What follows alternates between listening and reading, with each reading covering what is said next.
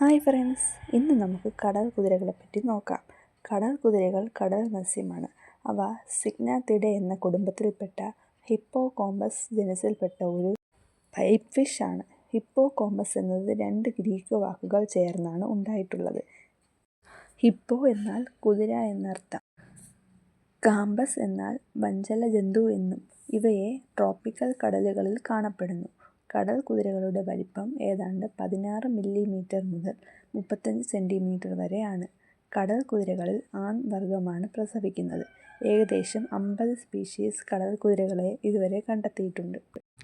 ആൺകടൽ കുതിരകളുടെ ശരീരത്തോട് ചേർന്ന് brood pouch എന്നറിയപ്പെടുന്ന സഞ്ചി പോലെയുള്ള ഒരു ഭാഗമുണ്ട്.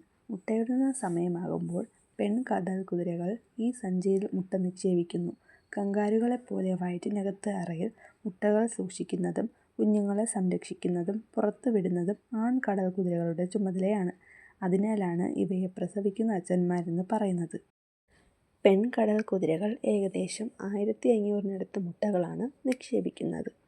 വീഡിയോ ഇഷ്ടമായാൽ എല്ലാവരും ഇത് ലൈക്ക് ചെയ്യൂ. ഇനിയും ഇതുപോലുള്ള വീഡിയോസിനായി ഒന്ന് സബ്സ്ക്രൈബ് ചെയ്തേക്കണേ.